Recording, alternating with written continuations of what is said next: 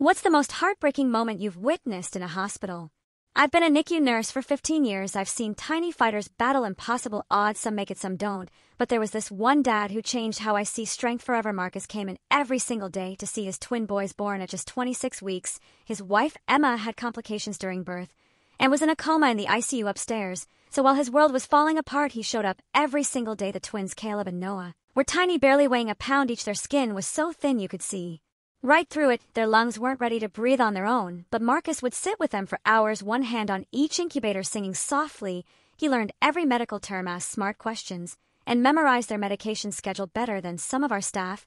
He'd split his day mornings with the boys, afternoons with Emma, then back to the boys again, until visiting hours ended. One afternoon, little Caleb started struggling. His oxygen levels dropped, and his tiny body couldn't keep up. We rushed around adjusting settings, giving medications, doing everything we could. Marcus stood silently in the corner, watching with tears streaming down his face. He didn't get in the way. He just watched and prayed. After 2 hours, Caleb stabilized. Marcus thanked each of us, then pulled out a small notebook where he wrote down everything that happened. He wanted to tell Emma. When she woke up, 3 weeks went by like this. Marcus never complained, though I could see the dark circles under his eyes growing deeper. His clothes hung loose. He was forgetting to eat, but he'd bring in little things, a tiny stuffed bear for each boy, a children's book to read to them. Then one Thursday morning, everything changed. I was checking Noah's vitals when Marcus burst through the doors with the biggest smile I'd ever seen. Emma's awake. She's talking. His hands were shaking as he showed us a photo of his wife sitting up, looking weak but alert. The staff all hugged him for the first time in weeks. I saw hope light up his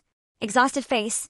He told us he couldn't wait for Emma to meet their boys the next day. We helped arrange something special. We carefully moved Noah, who was stronger now, into a transport incubator with doctors and nurses surrounding him. We rolled him to the ICU for a brief visit with Emma. The look on her face when she saw her baby for the first time, I'll never forget it. Pure love mixed with heartbreak that she couldn't hold him yet. Caleb was still too fragile to move, so Marcus took countless pictures to show Emma. He kept saying, just a few more weeks and we'll all be home.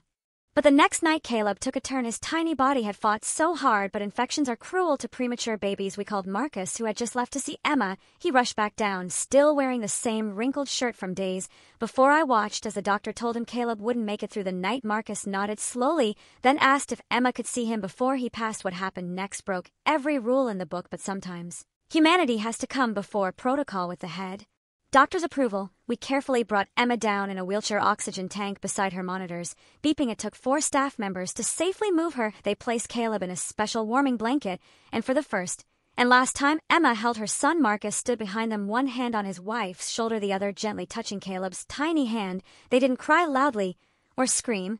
They just whispered to him how loved he was, how brave, how perfect. Caleb passed peacefully in his mother's arms, surrounded by love. As Emma handed him back to me, she looked up and said, "Thank you for taking care of our boy when I couldn't." 6 years later, Marcus still brings Noah to the hospital every Christmas.